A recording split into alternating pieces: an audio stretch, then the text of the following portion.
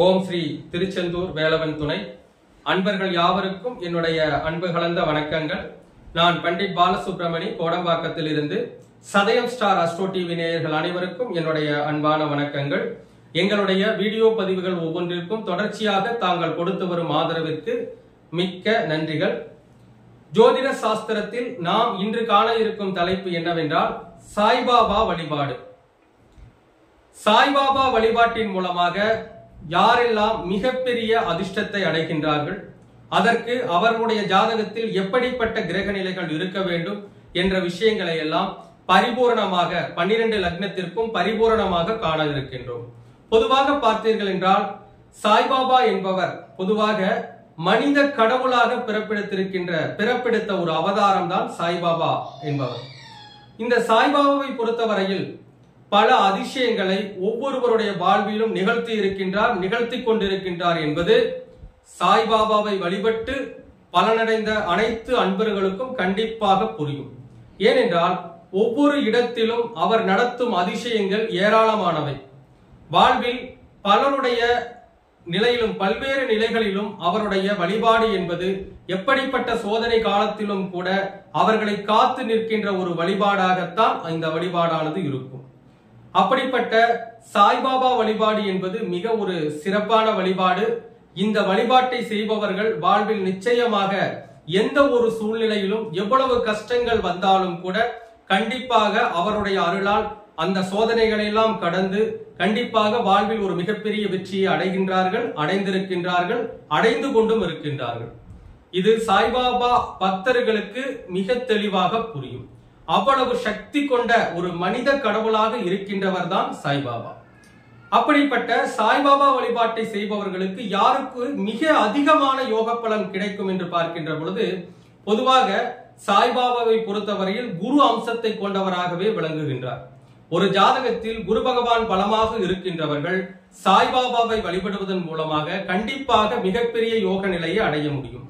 அதே போல குரு கெட்டவர்கள் கூட சாய்பாபாவை தொடர்ச்சியாக வழிபாடு செய்து வருகின்ற பொழுது அதற்குண்டான வாழ்வியல் பரிகாரங்களை அவரே செய்ய வைத்து உங்களுடைய வாழ்வில் ஒரு மிகப்பெரிய திருப்பு முனையை வெற்றியை கொடுப்பார், கண்டிப்பாக கொடுத்து கொண்டும் இருக்கின்றார். ஆக உங்களுடைய ஜாதகத்தில் குரு பகவான் எப்படிப்பட்ட நிலையில் இருக்கின்றார் என்பதை அறிந்து அதற்கேற்றவாறு வாழ்வியல் பரிகாரங்களையும் செய்து கொண்டு நீங்கள் சீரடி சாய்பாபாவை வழிபாடு செய்வதன் மூலமாக உங்கள் வாழ்வில் கிடைக்கின்ற அத்துணை விதமான யோகங்களையும் நீங்கள் அனுபவிக்க முடியும். அதாவது பொதுவாக பார்த்தீர்கள் என்றால் குரு அம்சம் என்பது மிக முக்கியமான ஒரு விஷயம். அதாவது ஜாதகத்தில் எத்தனை கிரகங்கள் எப்படிப்பட்ட நிலையில் இருந்தாலும் ஒரு ஜாதகத்தில் குரு பகவான் வலிமையோடு இருக்க பிறந்தவர்கள் நிச்சயமாக மிகப்பெரிய வெற்றியை அடைகின்றார்கள் என்பதையும் யாராலும் மறுக்கவே இயலாது. அதே போல ஜாதகத்தில் எப்படிப்பட்ட நவகிரக தோஷங்கள் இருந்தாலும் அத்துணை நவகிரக தோஷத்தையும் தனதாக்கி கொண்டு உங்களுக்கு ஒரு நல்வழியை காட்டுபவர் தான் சாய்பாபா. ஆக ஜாதகத்தில் குரு பகவான் எப்படிப்பட்ட நிலைமையில் இருக்கின்றார் என்று பார்த்து அதன் வழியாக நீங்கள் அந்த சாய்பாபாவை வழிபட்டு அதற்குண்டான குரு மோசமாக இருந்தால் அதற்குண்டான வாழ்வியல் பரிகாரங்களையும் செய்து கொண்டு நீங்கள் சாய்பாபாவை வழிபட்டீர்களானால் கண்டிப்பாக 100% வெற்றியை நீங்கள் அடையலாம். ஏனென்றால் என்னுடைய வாழ்க்கையில் கூட நிறைய அற்புதங்களை சாய்பாபா அவர்கள் நிகழ்த்தி இருக்கின்றார்கள். ஆக அப்படிப்பட்ட ஒரு அற்புத சக்தி கொண்ட தெய்வம் தான் சாய்பாபா. அதாவது மனித கடவுளாக அவதாரம் எடுத்தவர் என்றே சொல்லலாம். ஏனென்றால் நாம் இறைவனை நேரடியாக காண முடியாது. அதாவது இறைவன் மனித ரூபத்தில் நமக்கு அனுப்பிய ஒரு அற்புத சக்தி தான் சத்திய சாய்பாபா. ஆக அப்படிப்பட்ட இந்த ஷீரடி சாய்பாபாவுடைய நம்பிக்கையை வைத்தவர்கள் எவராயினும் சரி வாழ்வில் ஒரு மிகப்பெரிய உயரத்தை நிச்சயமாக அடைவார்கள். அந்த வகையிலே நாம் இன்று 12 லக்னத்திற்கும் அவரை எப்படி வழிபட்டால் அவர் மிகப்பெரிய யோகத்தை கொடுப்பார் என்ற விஷயங்களை எல்லாம் இன்று நாம் காண இருக்கின்றோம். அந்த வகையில் 12 லக்னத்திற்கும் காண இருக்கின்றோம். முதலில் பார்த்தீர்கள் என்றால் மேஷ லக்னம்.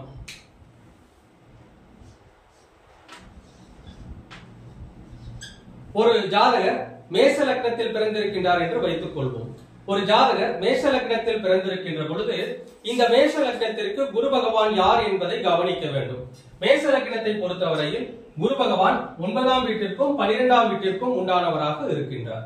அப்பொழுது 9ஆம் இடம் என்பது நீண்ட தூர பயணம், 12ஆம் இடம் என்பது வெளிநாட்டு பயணம். அப்பொழுது மேஷ லக்னத்தில் பிறந்த எவராயினும் சரி, அவருடைய ஜாதகத்தில் குரு பகவான் நல்ல நிலைமையில் இருந்தால் அந்த ஜாதகர் சாய்பாபாவை தொடர்ச்சியாக வழிபடுவதன் மூலமாக வெளிநாடு சம்பந்தமான விஷயங்களில் ஒரு மிகப்பெரிய வெற்றியை நிச்சயமாக அடைவார்கள். ஆக குரு நன்றாக இருந்தால் 100% யோகம் என்பது அவர்களுக்கு உண்டு. அப்படி பார்க்கின்ற பொழுது 9ஆம் வீட்டிற்கும் 12ஆம் வீட்டிற்கும் உள்ள குரு பகவான் உதாரணமாக லக்னத்திற்கு 5ஆம் இடத்தில் வக்ரம் பெறாமல் குறைந்த பாகையில் செல்லாமல் சிறப்பாக இருக்கின்றார் என்று வைத்துக் கொள்ளுங்கள். அதே போல அவயோகியாக இல்லாமல், முடக்கு கிரகமாக இல்லாமல், குறைந்த பாகையில் இல்லாமல், வக்ரமாக இல்லாமல் குரு பகவான் 5ஆம் இடத்தில் இருக்கின்ற பொழுது அந்த ஜாதகர்கள் வெளிநாடு சம்பந்தமான எந்த முயற்சி எடுத்தாலும் சாய்பாபாவை வழிபட்டு வருவதன் மூலமாக நிச்சயமாக அந்த முயற்சியானது மிகப்பெரிய வெற்றியை அடையும். ஆக தொடர்ச்சியாக அவரை வழிபட்டு வாருங்கள். இது போன்ற அமைப்பில் இருப்பவர்களுக்கு மிகப்பெரிய யோகம் என்பது நிச்சயமாக ஏற்படும். ஒருவேளை குரு பகவான் இந்த 5ஆம் இடத்தில் இல்லாமல், ஒருவேளை ஜாதகத்தில்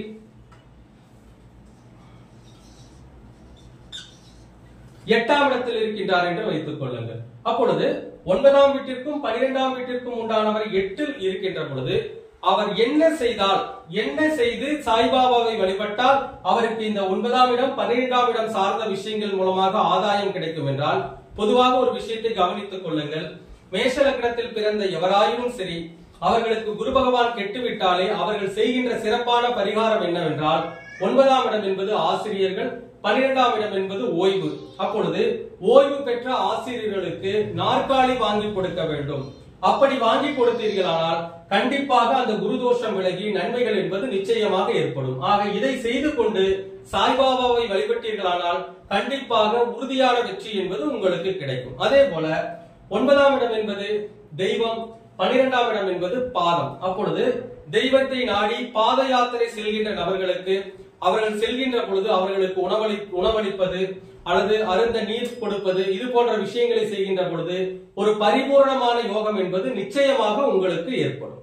ஆக இந்த நிலையை நீங்கள் கடைபிடித்தீர்கள் என்றால் மேஷ லக்னக்காரர்கள் நிச்சயமாக வெற்றி அடையலாம். அதே போல 9ஆம் அதிபதி 8இல் இருக்கின்றார் என்றால் நன்றாக பாருங்கள். 9ஆம் இடம் என்பது அதிர்ஷ்டம், அதே போல 9ஆம் இடம் என்பது கோவில், 8ஆம் இடம் என்பது இது விருச்சிகம், அதாவது இது கழிப்பறையை சுட்டி காட்டக்கூடிய ராசி. அப்பொழுது இந்த ஜாதகர்கள் கழிப்பறை, அதாவது கோவில்களில் இருக்கின்ற கழிப்பறையை சுத்தம் செய்து கொடுப்பது அல்லது அந்த கழிப்பறை கட்டி தருவது, அந்த கழிப்பறைக்கு தேவையான பெனாயில் போன்ற விஷயங்களை வாங்கி தருவது, இதன் மூலமாக கூட இந்த தோஷம் விலகி நிச்சயமாக மிகப்பெரிய நன்மைகள் என்பது ஏற்படும். ஆக இந்த பரிகாரங்களை செய்து கொண்டு நீங்கள் சாய்பாபாவை வழிபாடு செய்கின்ற பொழுது பரிபூர்ணமான யோக நிலையை நிச்சயமாக நீங்கள் அடையலாம். இதே போல மேஷ லக்னத்தில் பிறந்தவர்களுக்கு குரு பகவான் எந்தெந்த ஸ்தானங்களில் இருக்கின்றார் என்று பார்த்து அவர்கள் எப்படி வழிபட வேண்டும், என்ன பரிகாரம் செய்து வழிபட வேண்டும் என்று அறிந்து வழிபட்டீர்களானால் மிகப்பெரிய வெற்றியை அனைவரும் நிச்சயமாக அடையலாம். அடுத்தபடியாக ரிஷப லக்ன ஜாதகர்கள், ரிஷப லக்னக்காரர்கள் சாய்பாபாவை எப்படி வழிபாடு செய்ய வேண்டும் என்று பார்க்கின்ற பொழுது பொதுவாக ரிஷப லக்னத்தை பொறுத்தவரையில் ரிஷப லக்னத்திற்கு குரு பகவான் யார் என்றால் 8ஆம் வீட்டிற்கும் 11ஆம் வீட்டிற்கும் உண்டானவர் தான் குரு பகவான்.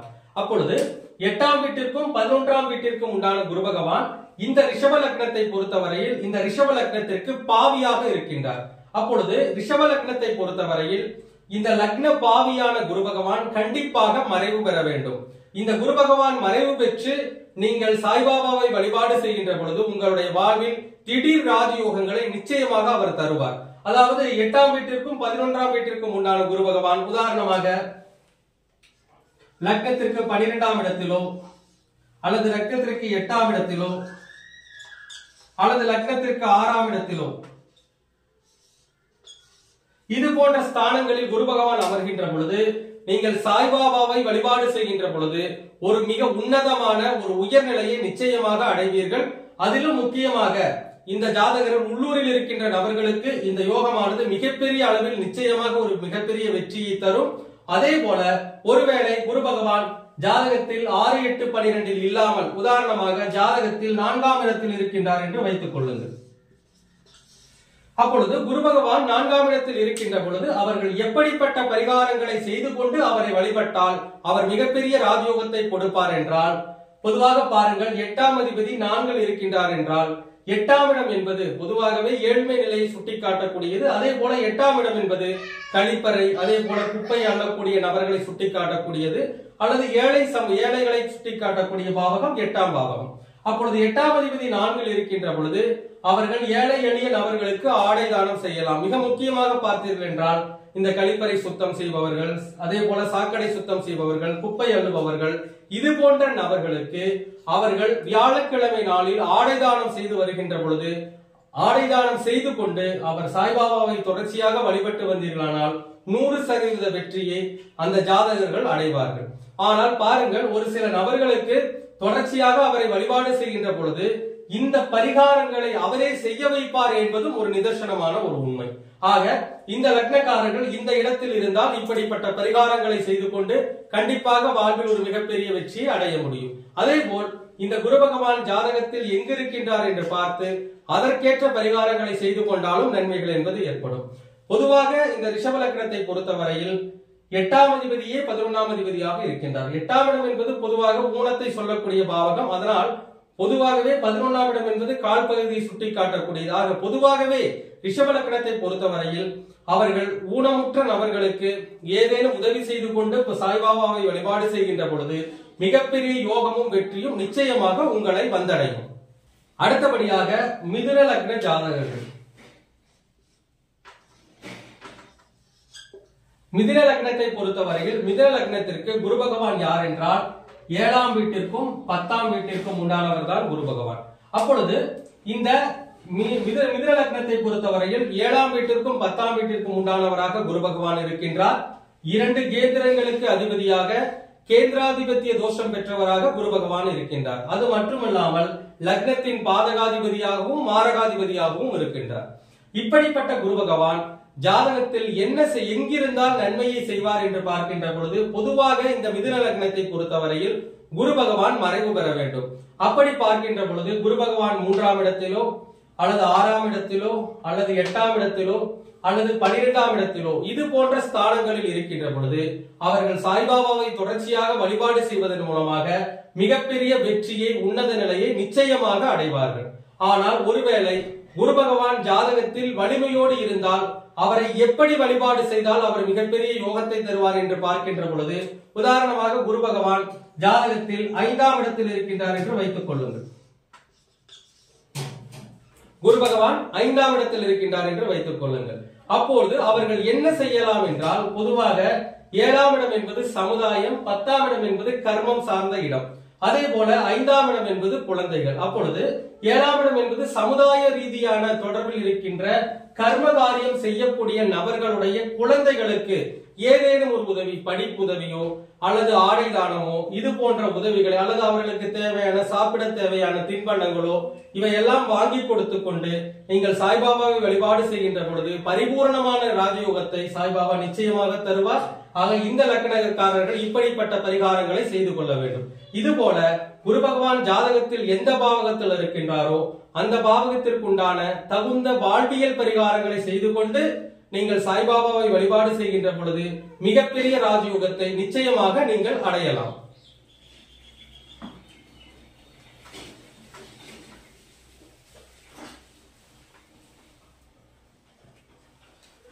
அடுத்தபடியாக பார்ப்போம் என்றால் கடக லக்னம்.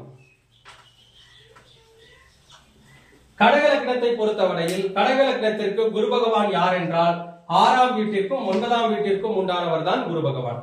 அப்பொழுது 6ஆம் வீட்டிற்கும் 9ஆம் வீட்டிற்கும் குரு பகவான் இருப்பதால் 6ஆம் இடம் என்பது வேலை, 9ஆம் இடம் என்பது அதிர்ஷ்டம். அப்பொழுது வேலையின் மூலமாக அதிர்ஷ்டம். அப்பொழுது கடக லக்னத்தில் பிறந்த யாராயினும் சரி அவர்கள் வேலையில் இருக்கின்ற நபர்களாக இருந்து குரு பகவான் மறைவு பெறாமல் வலிமையாக, உதாரணமாக லக்னத்திலோ 2ஆம் இடத்திலோ 4ஆம் இடத்திலோ 5ஆம் இடத்திலோ 9ஆம் இடத்திலோ 10ஆம் இடத்திலோ இது போன்ற ஸ்தானங்களில் குரு பகவான் மறைவு பெறாமல் இருந்தால், அதுவும் வேலையில் இருக்கின்ற நபர்களாக இருந்தால் கண்டிப்பாக 100% ராஜயோகத்தை கண்டிப்பாக சாய்பாபா தருவார்.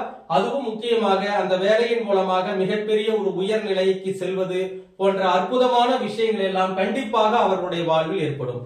நான் சொன்ன ஸ்தானங்களில் குரு பகவான் வக்ரமடையாமல், குறைந்த பாகையில் செல்லாமல், முடக்கு ராசியில் மாட்டிக்கொள்ளாமல் இப்படிப்பட்ட நிலையில் இருந்தால் கண்டிப்பாக அவருக்கு மிகப்பெரிய ராஜயோகம் ஏற்படும். ஒருவேளை ஜாதகத்தில் அவயோகியாகவோ அல்லது முடக்கு கிரகமாகவோ குரு பகவான் இருந்தால் முடக்கு நிவர்த்தியும் அவயோக நிவர்த்தியும் செய்து கொண்டு அவரை வழிபட்டீர்களானால் பரிபூர்ண ராஜயோகத்தை நிச்சயமாக அடையலாம். ஒருவேளை அந்த ஜாதகர் தொழில் செய்யக்கூடிய நபராக இருந்தால், உதாரணமாக லக்னத்திலோ 2ஆம் இடத்திலோ 4ஆம் இடத்திலோ 5ஆம் இடத்திலோ அல்லது 9ஆம் இடத்திலோ 10ஆம் இடத்திலோ சனி பகவான் இருந்து அதாவது குரு பகவான் இருந்து அந்த ஜாதகர் தொழில் செய்யக்கூடிய நபராக இருந்தால் அவர் எப்படிப்பட்ட நிலையை ஏற்படுத்தி கொண்டு அந்த சாய்பாபாவை வழிபட்டு தொழிலில் விருத்தியை அடைய முடியும் என்று பார்க்கின்ற பொழுது, பொதுவாக 6ஆம் இடம் என்பது கடன், 9ஆம் இடம் என்பது பொதுவாக பேங்க் சார்ந்த விஷயங்கள். ஆக அந்த ஜாதகர் பேங்கில் அதாவது வங்கியில் அவர் செய்கின்ற தொழிலில் ஒரு கடனை ஏற்படுத்தி கொண்டு, அதாவது கடன் பெயரில் தொழிலை செய்து கொண்டு அவரை வழிபாடு செய்கின்ற பொழுது, சாய்பாபாவை வழிபாடு செய்கின்ற பொழுது தொழில் ரீதியாகவும் அவர் மிகப்பெரிய ராஜயோகத்தை நிச்சயமாக அடைவார். ஒருவேளை ஜாதகத்தில் குரு பகவான் 6-9க்குண்டான குரு பகவான் ஒருவேளை ஜாதகத்தில் மறைந்து விட்டார் என்று வைத்துக் கொள்ளுங்கள். ஏதேனும் ஒரு இடத்தில் மறைந்து விட்டார் என்று வைத்துக் கொள்ளுங்கள். உதாரணமாக குரு பகவான் லக்னத்திற்கு 12ஆம் இடத்தில் மறைந்து விட்டார் என்று வைத்துக் கொள்ளுங்கள். அப்பொழுது என்ன மாதிரியான பரிகாரங்களை செய்து வழிபட்டு சாய்பாபாவை வழிபட்டு அவர் மிகப்பெரிய வெற்றியை அடைய முடியும் என்று பார்க்கின்ற பொழுது, பொதுவாக ஒரு விஷயம் தெரிந்து கொள்ளுங்கள். 12ஆம் இடம் என்றால் மறைவு ஸ்தானம் என்றாலும் கூட 12ஆம் இடத்தில் தான் வெளிநாடு சார்ந்த விஷயங்கள் இருக்கின்றது. அப்பொழுது 6-9க்குண்டான குரு பகவான் 12இல் இருக்கின்ற பொழுது அவர் வெளிநாட்டிற்கு சென்றாரானால், வெளிநாட்டிற்கு சென்று சாய்பாபாவை தொடர்ச்சியாக வழிபட்டாரானால் கண்டிப்பாக அவருடைய வாழ்வில் மிகப்பெரிய ஏற்றங்கள் என்பது நிச்சயமாக ஏற்படும். ஒருவேளை சொந்த ஊரில் இருக்கின்ற நபராக இருந்தால் அவர் எப்படிப்பட்ட பரிகாரங்களை செய்து அவரை வழிபட்டு ஒரு மிகப்பெரிய நிலையை அடைய முடியும் என்றால், அவர் 6-9க்குண்டான குரு பகவான் 12ஆம் இடத்தில் இருக்கின்றார்.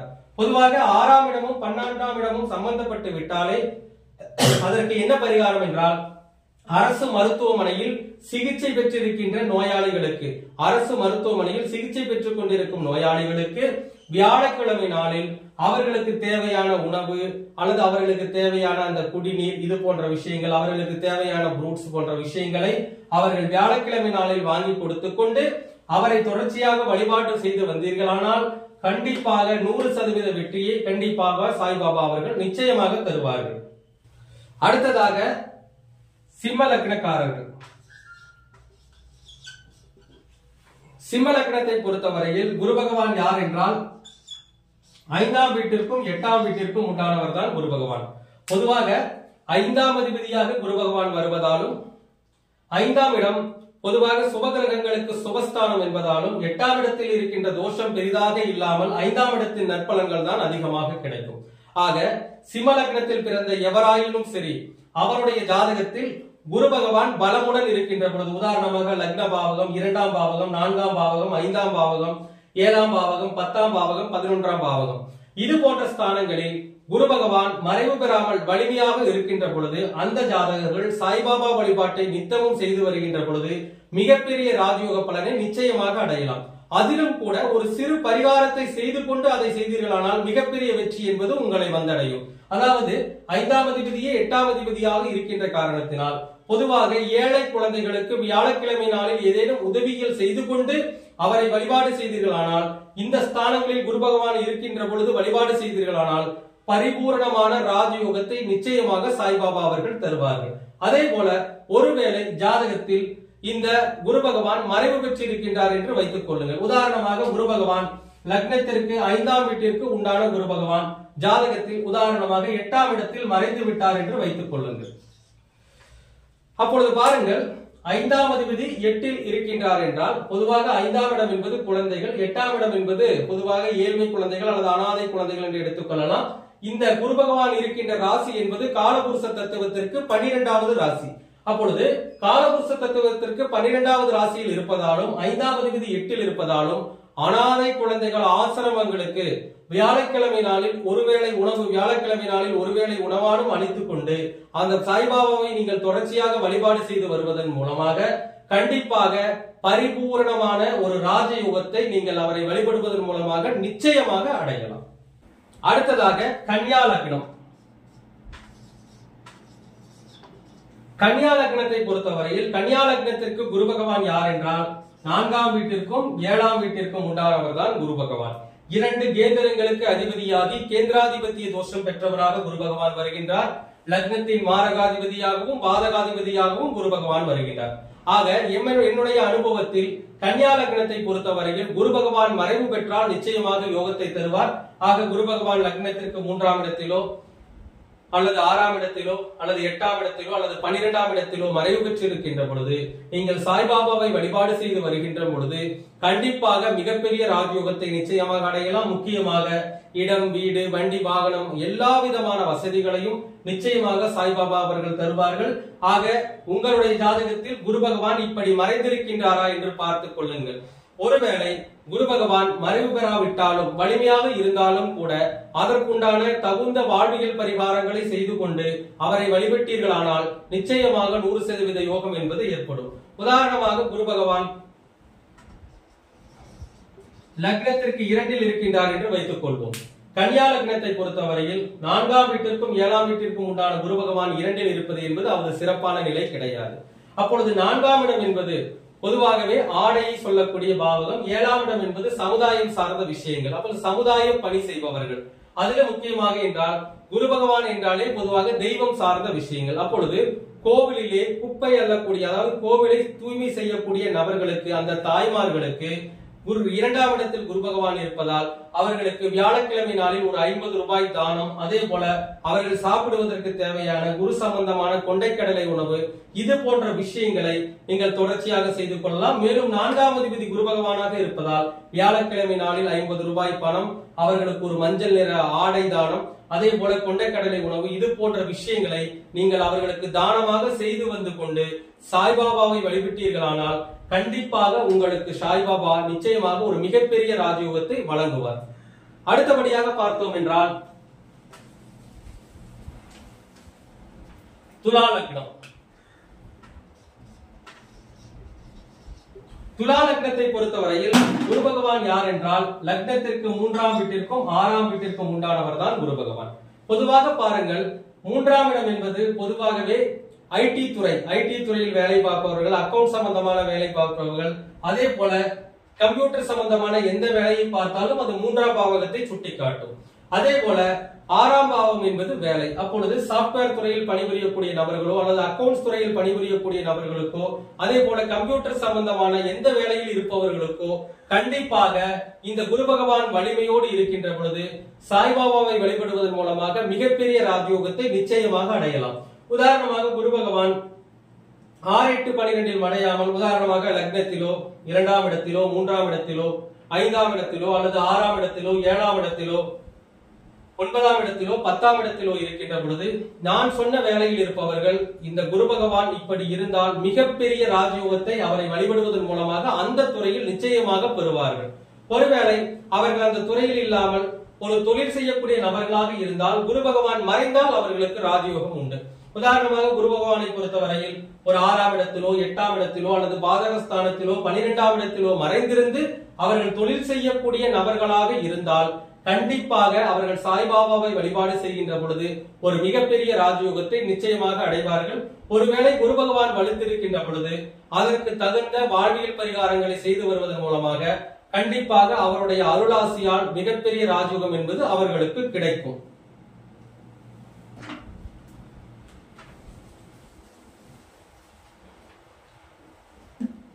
அடுத்தபடியாக பார்த்தோம் என்றால் விருச்சிக லக்னம். விருச்சிக லக்னத்தை பொறுத்தவரையில் குரு பகவான் யார் என்றால் 2ஆம் வீட்டிற்கும் 5ஆம் வீட்டிற்கும் உண்டானவர் தான் குரு பகவான். அப்பொழுது விருச்சிக லக்னத்திற்கு 2ஆம் வீட்டிற்கும் 5ஆம் வீட்டிற்கும் உடையவராக குரு பகவான் வருகின்றார். இந்த ஜாதகத்தை பொறுத்தவரையில் குரு பகவான் வலிமை பெற்று உதாரணமாக லக்னத்திலோ 2ஆம் இடத்திலோ 4ஆம் இடத்திலோ 5ஆம் இடத்திலோ 7ஆம் இடத்திலோ 10ஆம் இடத்திலோ 11ஆம் இடத்திலோ குரு பகவான் வக்ரம் பெறாமல், அதே போல ஜாதகத்தில் குறைந்த பாகையில் செல்லாமல் அவயோகியாக முடக்கு கிரகமாக வராமல் இருந்து நான் சொன்ன ஸ்தானங்களில் அவர் இருக்கின்ற பொழுது பரிபூரணமான ராஜயோகத்தை சாய்பாபாவை வழிபாடு செய்கின்றதன் மூலமாக நிச்சயமாக கிடைக்கும். அவருக்கு தன ரீதியான உயர்வுகளும் குழந்தை பிறப்பிற்கு பின்பு மிகப்பெரிய ஒரு உயர்நிலை, ஒரு லட்சாதிபதி கோடீஸ்வரன் ஆகக்கூடிய நிலைகள் எல்லாம் கூட இந்த வழிபாட்டின் மூலமாக அவர்களுக்கு நிச்சயமாக கிடைக்கும். ஆக அவர்கள் இவரை வழிபாடு செய்வதன் மூலமாக ஒரு உன்னத உயர்நிலையை நிச்சயமாக அடைவார்கள். அது மட்டுமல்லாமல் ஒருவேளை குரு பகவான் மறைவு பெற்றிருக்கின்றார் என்று வைத்துக் கொள்ளுங்கள். உதாரணமாக குரு பகவான் 2ஆம் வீட்டிற்கும் 5ஆம் வீட்டிற்கும் உண்டான குரு பகவான் உதாரணமாக லக்னத்திற்கு 8ஆம் இடத்தில் மறைந்து விட்டார் என்று வைத்துக் கொள்ளுங்கள். அப்பொழுது குரு பகவான் 8ஆம் இடத்தில் மறைகின்ற பொழுது 2ஆம் வீட்டிற்கும் 5ஆம் வீட்டிற்கும் உண்டானவர் 8இல் மறைகின்றார். நன்றாக பாருங்கள். 2ஆம் இடம் என்பது பொதுவாக படிப்பு என்ற ஒரு ஸ்தானத்தை எடுத்துக் கொள்ளலாம். 5ஆம் இடம் என்பது குழந்தைகள் என்று எடுத்துக் கொள்ளலாம். 8ஆம் இடம் என்பது ஏழ்மை குழந்தைகள் என்று எடுத்துக் கொள்ளலாம். அதே போல இந்த மிதுன ராசி என்பது காலபுருஷ தத்துவ ராசியில் 3வது ராசியாக வருவதால் 3வது ராசி என்பது பொதுவாக எழுதக்கூடிய இடம். அப்பொழுது ஏழை குழந்தைகளுக்கு பேனா, நோட்டு, புத்தகம், பேக் போன்ற விஷயங்களை அவர்கள் வியாழக்கிழமை நாளில் தானம் செய்து கொண்டு சாய்பாபாவை வழிபாடு செய்கின்ற பொழுது கண்டிப்பாக பரிபூர்ணமான ராஜயோகங்களை அந்த ஜாதகர்கள் அடைவார்கள். அதே போல பொதுவாக 2ஆம் இடம் என்பது உணவு, 5ஆம் இடம் என்பது குழந்தைகள், 8ஆம் இடம் என்பது ஏழ்மை. அப்பொழுது ஏழ்மை நிலையில் இருக்கின்ற குழந்தைகளுக்கு இவர்களுடைய கையால் அவர்களுக்கு தேவையான உணவை அளித்து வந்தாலும், அதே போல அனாதை ஆசிரம குழந்தைகளுக்கு உணவை அளித்து வந்தாலும் கூட அவர்களை அதை அளித்துக் கொண்டு சாய்பாபாவை வழிபட்டார்களானால் மிகப்பெரிய ராஜயோகத்தை கண்டிப்பாக அந்த ஜாதகர்கள் அடைவார்கள்.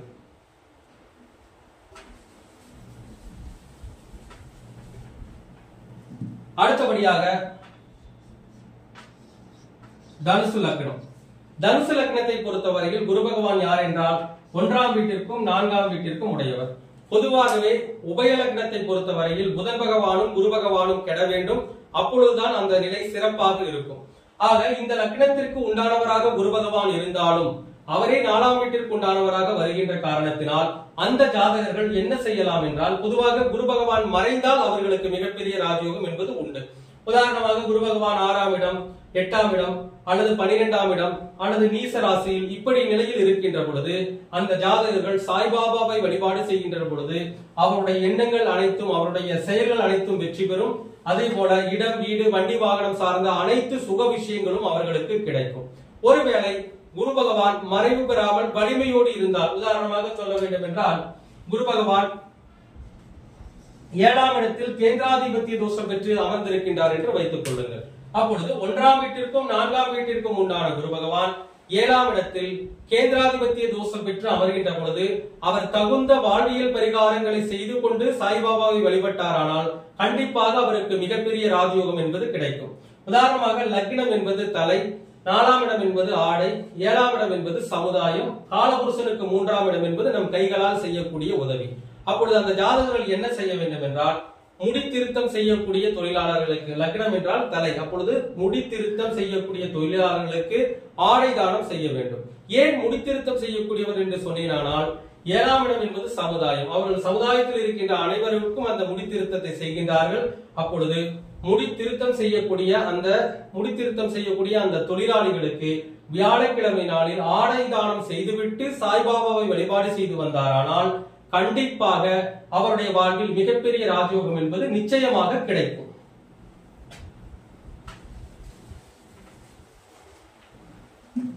அடுத்தபடியாக மகர லக்னம். மகர லக்னத்தை பொறுத்தவரையில் குரு பகவான் யார் என்றால் 3ஆம் வீட்டிற்கும் 12ஆம் வீட்டிற்கும் உண்டானவர் தான் குரு பகவான். அப்பொழுது மகர லக்னத்தை பொறுத்தவரையில் மகர லக்னத்திற்கு 3ஆம் வீட்டிற்கும் 12ஆம் வீட்டிற்கும் உண்டானவராக குரு பகவான் வருவதால் இது யாருக்கு மிகப்பெரிய ராஜயோகத்தை கொடுக்கும் என்றால், பொதுவாக 3ஆம் இடம் என்பது சாப்ட்வேர் துறை, ஐடி துறை போன்ற விஷயங்கள், 12ஆம் இடம் என்பது வெளிநாடு சார்ந்த விஷயங்கள். அப்பொழுது ஐடி துறையில் வெளிநாட்டில் வேலை பார்ப்பவர்கள் அல்லது ஐடி துறை சம்பந்தமான வெளிநாட்டு கம்பெனிக்கு வேலை பார்ப்பவர்கள், அவர்களுக்கு குரு பகவான் மறைவு பெறாமல், உதாரணமாக 2ஆம் இடம், 4ஆம் இடம், 5ஆம் இடம், 7ஆம் இடம், 9ஆம் இடம், 10ஆம் இடம் இது போன்ற ஸ்தானங்களில் குரு பகவான் மறைவு பெறாமல் இருக்கின்ற பொழுது ஐடி துறையில் வெளிநாட்டில் வேலை பார்ப்பவர்களாக இருந்தாலும் சரி அல்லது அந்த வெளிநாட்டு கம்பெனிக்கு வேலை பார்க்கக்கூடிய நபராக இருந்தாலும் சரி, அவர்கள் சாய்பாபாவை வழிபாடு செய்கின்ற பொழுது 100% ராஜயோகத்தை நிச்சயமாக அடைவார்கள். பரிபூரண யோகம், மிகப்பெரிய ஒரு உயர்நிலைக்கு செல்லக்கூடிய யோகம் என்பது நிச்சயமாக ஏற்படும். ஒருவேளை குரு பகவான் உதாரணமாக அவர்கள் ஐடி துறையில் வேலை பார்க்காத, ஒரு வெளிநாட்டில் வேலை பார்க்காத நபர்களாக இருந்தால் 3-12 உண்டானவராகிய குரு பகவான் மறைவு பெற்றாலே மிகப்பெரிய ராஜயோகத்தை தருவார். அப்பொழுது 3ஆம் வீட்டிற்கும் 12ஆம் வீட்டிற்கும் உண்டான குரு பகவான் உள்ளூரில் இருக்கின்ற நபர்களாக இருந்தால் இந்த குரு பகவான் 6-8-12 மறைந்திருக்கின்ற பொழுது அவர்கள் சாய்பாபாவை வழிபாடு செய்கின்ற பொழுது மிகப்பெரிய ராஜயோகம் என்பது நிச்சயமாக கிடைக்கும். ஒருவேளை அந்த குரு பகவான் உதாரணமாக 3ஆம் வீட்டிற்கும் 12ஆம் வீட்டிற்கும் உண்டான குரு பகவான் லக்னத்திற்கு 7ஆம் இடத்தில் உச்ச பலத்தில் இருப்பதாக வைத்துக் கொள்வோம். அப்பொழுது இந்த லக்னத்திற்கு குரு பகவான் உச்ச பலம் அடையக்கூடாது. அது உள்ளூரில் வேலை பார்ப்பவர்களுக்கு லக்ன பாவியாகிய குரு பகவான் லக்னத்திற்கு 7ஆம் இடத்தில் உச்சம் பெறக்கூடாது. அப்பொழுது அவர்கள் என்ன பரிகாரங்கள் செய்தால் பரிபூர்ண யோகம் கிடைக்கும் என்றால் 12ஆம் இடம் என்பது செருப்பு, 3ஆம் இடம் என்பது தைப்பது, 7ஆம் இடம் என்பது சமுதாய பணி. அப்பொழுது அவர்கள் செருப்பு தைக்கக்கூடிய தொழிலாளிகளுக்கு அது காலபுருஷனுக்கு 4ஆம் வீட்டில் குரு பகவான் இருப்பதால் 4ஆம் இடம் என்பது ஆடை. அப்பொழுது அந்த ஜாதகர்கள் என்ன செய்ய வேண்டும் என்றால் செருப்பு தைக்கக்கூடிய தொழிலாளர்களுக்கு வியாழக்கிழமை நாளில் ஆடை தானம் செய்து கொண்டு சாய்பாபாவை வழிபட்டு வந்தீர்களானால் பரிபூர்ணமான ராஜயோகத்தை நிச்சயமாக அவர்கள் அடைவார்கள். இது மகர லக்னக்காரர்கள் செய்ய வேண்டியது. இதே போல் குரு பகவான் எந்த பாவத்தில் இருக்கின்றார் என்று பார்த்து அதற்கு தகுந்த வாழ்வியல் பரிகாரங்களை செய்து கொண்டு நீங்கள் அவரை வழிபட்டீர்களானால் கண்டிப்பாக ராஜயோகம் என்பது ஏற்படும். நீங்கள் அவர் இதை செய்யாமல் வழிபட்டாலும் கூட இந்த உதவிகளை அவரே செய்ய வைப்பார் என்பதும் ஒரு அனுபவ ரீதியான உண்மை. ஆக அவரை நம்பியவர்களுக்கு அவரே அந்த நவகிரக தோஷங்களை நிவர்த்தி செய்யக்கூடிய வழியில் அந்த பரிகாரங்களை உங்களை செய்ய வைப்பார் என்பதும் யாராலும் மறுக்க முடியாத ஒரு உண்மை.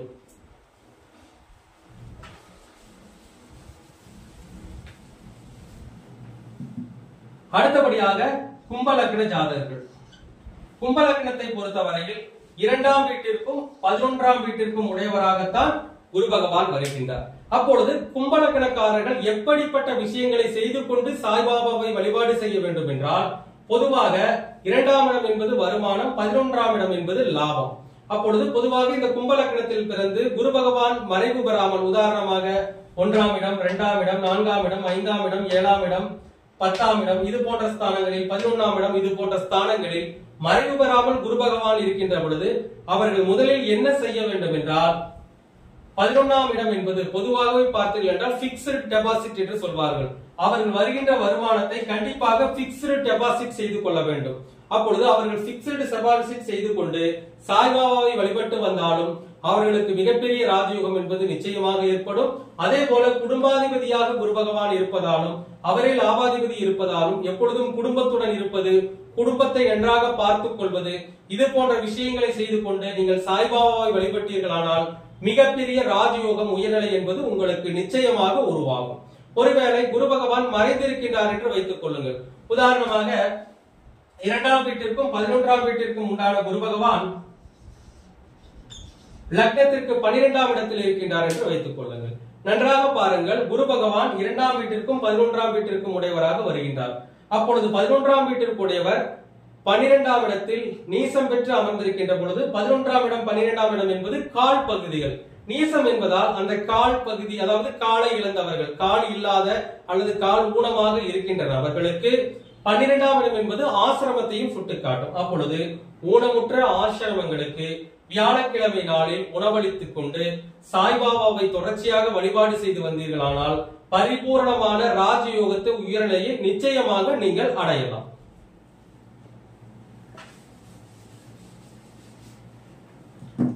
அடுத்தபடியாக மீன லக்னம். மீன லக்னத்தை பொறுத்தவரையில் குரு பகவான் யார் என்றால் லக்னத்திற்கும் 10ஆம் வீட்டிற்கும் உண்டானவர் தான் குரு பகவான். பொதுவாக மீன லக்னத்தை பொறுத்தவரையில் குரு பகவான் லக்னாதிபதியாக இருந்தாலும் கூட 10ஆம் இடம் என்ற கேந்திரஸ்தானத்தை பெறுவதால் இந்த ஜாதகத்தை பொறுத்தவரையில் குரு பகவான் மறைவு பெற்றால் மட்டுமே மிகப்பெரிய ராஜயோகத்தை வழங்குவார். அப்படி பார்க்கின்ற பொழுது குரு பகவான் உதாரணமாக 3ஆம் இடம், 6ஆம் இடம், 8ஆம் இடம், 12ஆம் இடம் அல்லது நீச ராசி இது போன்ற ராசிகளில் அமர்கின்ற பொழுது அந்த ஜாதகர்கள் இயற்கையாகவே குரு பகவானை வழிபாடு செய்கின்ற பொழுது மிகப்பெரிய உயர்நிலை அடைவார்கள். அதிலும் இது போன்ற ஸ்தானங்களில் நான் சொன்ன ஸ்தானங்களில் குரு பகவான் இருந்து தொழில் செய்யக்கூடிய நபர்களாக இருந்தால் அவர்கள் சாய்பாபாவை வழிபாடு செய்கின்ற பொழுது அனைத்து விதமான ராஜயோகங்களையும் நிச்சயமாக அடைவார்கள். ஒருவேளை குரு பகவான் ஜாதகத்தில் மறைவு பெறாமல் பலமாக இருக்கின்றார் என்று வைத்துக் கொள்வோம்.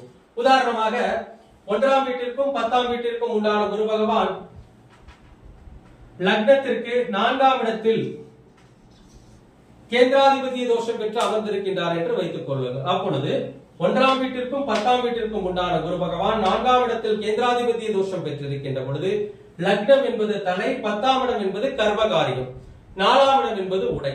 அதாவது நமது கிராமப்புறங்களில் பார்த்தீர்கள் என்றால் முடித்திருத்தம் செய்பவர்களாகவும் இருப்பார்கள். அவர்கள் கர்மகாரியம், அதாவது ஒருவர் இறந்த போது இறக்கின்ற பொழுது அந்த சடங்குகளை செய்யக்கூடிய நபர்களாகவும் இருப்பார்கள். அப்படிப்பட்ட நபர்களுக்கு வியாழக்கிழமை நாளில் ஆடை தானம் செய்து கொண்டு சாய்பாபாவை வழிபாடு செய்து வந்தார்களானால் அவர்களுக்கு பரிபூர்ணமான ராஜயோகங்கள் என்பது நிச்சயமாக உறுதியாக கிடைக்கும். ஆக உங்களுடைய ஜாதகத்தில் குரு பகவான் எப்படிப்பட்ட நிலையில் இருந்தாலும் நல்ல நிலையில் இருப்பவர்களை பொறுத்தவரையில் நல்ல நிலையில் இருப்பவர்களுக்கு இயற்கையாகவே அவரை வழிபாடு செய்வதன் மூலமாக மிகப்பெரிய ராஜயோகம் என்பது கிடைக்கும். ஒருவேளை ஜாதகத்தில் குரு பகவான் வலிமை இழந்து இருக்கின்றார் என்று வைத்துக் கொள்ளுங்கள். அப்பொழுது அதற்குண்டான தகுந்த வாழ்வியல் பரிகாரங்களை செய்து கொண்டு நீங்கள் அவரை வழிபட்டீர்களானால் பரிபூரண ஒரு அற்புதமான ராஜயோகத்தை நிச்சயமாக வழங்குவார். பல அதிசயங்களை ஒவ்வொருவருடைய வாழ்விலும் நிகழ்த்தி இருக்கிறார் சாய்பாபா. இன்னும் நிகழ்த்தி தற்பொழுதும் நிகழ்த்தி கொண்டிருக்கின்றார். வருங்காலத்திலும் நிச்சயமாக நிகழ்த்துவார். ஆக உங்களுடைய ஜாதகத்தினுடைய நிலையறிந்து அதற்கேற்ற பரிகாரங்களையும் செய்து கொண்டு வழிபட்டீர்களானால் கண்டிப்பாக நல்ல ராஜயோகமானது ஏற்படும். நீங்கள் பரிகாரம் செய்யாவிட்டாலும் கூட அவரை முழுமையாக நம்பி அவரை முழுமையாக சரணாகதி அடைந்து நீங்கள் அவரை வழிபாடு செய்கின்ற பொழுது அதற்கு தகுந்த வாழ்வியல் பரிகாரங்களையும் அந்த நவகிரக தோஷத்திற்குண்டான பரிகாரங்களையும் அவரே உங்களை செய்ய வைப்பார் என்பதும் யாராலும் மறுக்கவே முடியாத ஒரு நிதர்சனமான உண்மை. ஆக சாய்பாபாவுடைய அருளை அனைவரும் பெற்று ஒவ்வொருவரும் வாழ்வில் மிகப்பெரிய வெற்றி அடைய வேண்டும்.